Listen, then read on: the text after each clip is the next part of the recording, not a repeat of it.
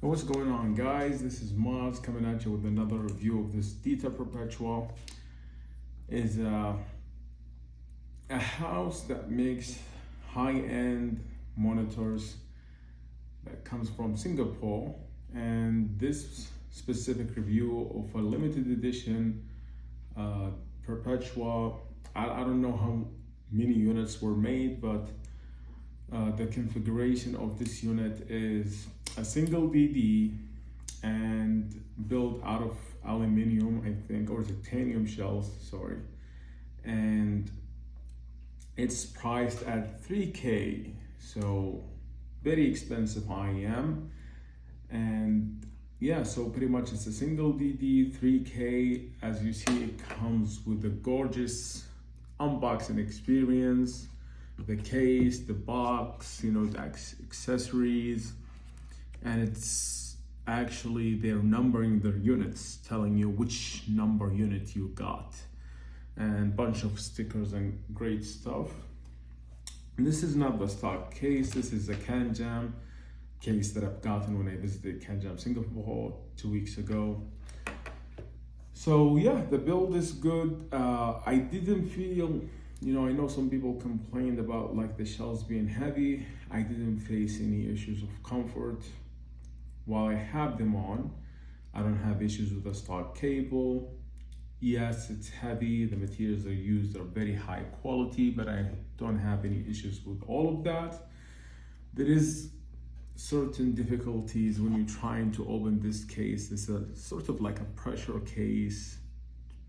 metal case, where it's really difficult to open this thing up. And if you go to my unbox experience, you could see I struggled for quite some minutes with it. So yeah, the build quality is top notch. Unboxing experience, I think it's best in class. I've never seen something like that.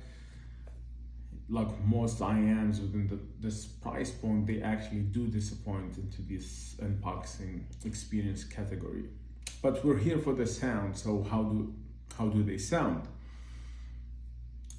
The Dita Perpetua is an IEM that I've listened to in CanJam by the end of the second day, and I was really blown away, because it's just like I enjoyed that timbre so much. And I think this remains true, because it still have, I think, the best timbre in an IEM that I've heard. It just sounds organic, natural, very pleasant for long listening sessions.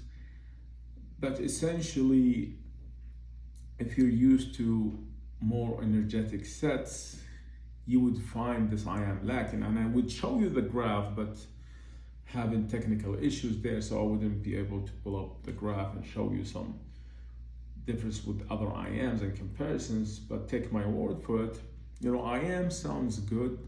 It doesn't feel boring somehow.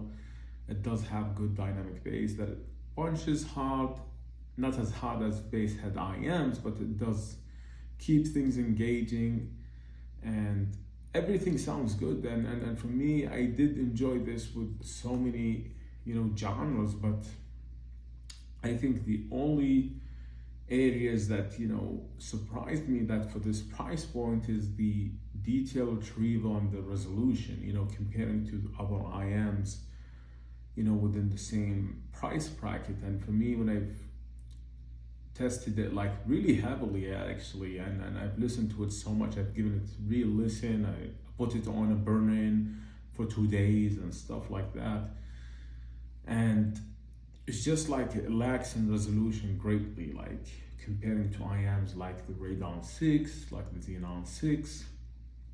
And I'm not really sure I could justify paying that much for an IEM that still would be behind other IEMs in terms of detail, because I do value detail and resolution a lot. And for some people this would be fine, but I didn't feel like it sound the best that it has. I feel like the timbre was amazing, like the reproduction of music, like it's sort of like you're listening to like an old speaker of like it feels good, it feels natural, nothing like non-offensive, but it didn't give you that special sauce. So for me, This is not a specialist of anything, but it does sound pleasing. You know, you would not complain about anything, but if you like sit down and critique it, like critically like listen to the music and trying to find faults with it, you will find, oh, okay, certain part of details in the song are not there, and that's the first thing that I picked up. And while it sounds amazing, I actually loved my listening experience with it. Definitely is a great IAM, but for me, comparing to IAMs that sit in the same price bracket like the Radeon 6, Xenon 6, maybe the Project K, Craftier's Omnium TI, I think, I would say it's on par with Project K and Omnium TI in terms of like resolution details, as far as I remember. And I'm speaking from memory, but the Xenon 6 and Radeon 6 definitely have more details and better resolution. And yeah, so pretty much this is a limited edition. You cannot get this anywhere. So possibly secondhand is your best option. So if you find this, yeah, definitely grab it. I think I've seen it go low as like 1,500, which is nice, but as far as new, I think it's sold out, and this is pretty much the last unit that I got from Boom Audio. And for me, yeah, I'd have to send this back, just merely because of that issue of the details on the resolution. And other than that, I think, man, I enjoyed my time with this. I wish I could keep it, but for me, I have so much IAMs that I have in my rotation. I have a lot of things that I'm gonna, get very soon, like, GMA and Project K, Xenon, and Universal. So it's just like very hard to keep this. So my advice to Dita, if they're hearing this, it's just like, I'm wishing that they fix this resolution issue with the Ventura. I've listened to the Ventura and CanJam, but I cannot tell about the resolution, or I cannot remember. All I remember is the unit that I've tried was really bright, like very bright, like was very offensive to me. I was like, man, that's hot. I cannot, I didn't enjoy my experience. But little I found out after CanJam that there were two units, or two prototypes, the black one and the white unit, or the gray one. Other than that, yeah, this is a great IAM. If you find like a good, well-maintained unit with the whole accessories and then, IAMs are like barely showing any signs of, use and stuff like that, yeah, you could pick it up. But, for me, it's really sometimes these prices of these IAMs are just increasing, and for me, I wish I could demo. Just going to CanJam saved me a whole lot of money, even on DAPs and dongles, because I've tested so many things that I didn't feel the need to try a lot of things.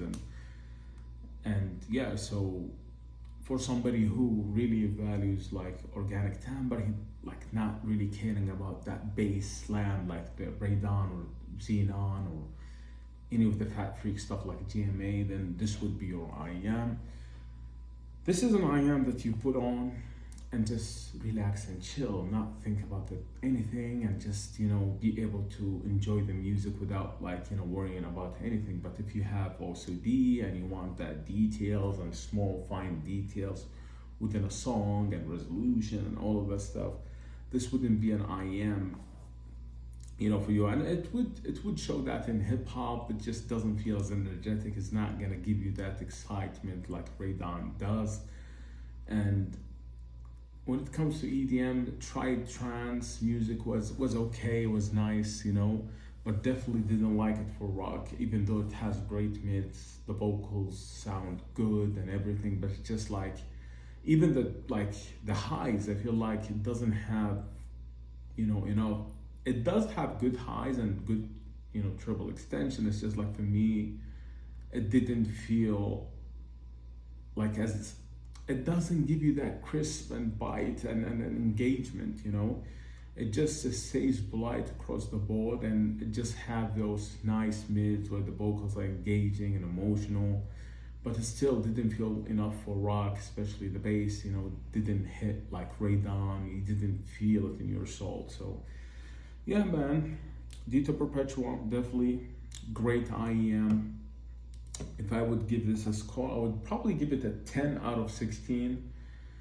Definitely great IEM, not for me. I eventually loved it so much, but when I tried it, here, demoing it, and tried it here at home, and I definitely could do more burn in and could, upgrade the sound with a Celestic cable, but I'm not going to drop a 2.7K on cable alone just to enhance an IEM, to give it that last bit of detail on resolution, to be honest with you.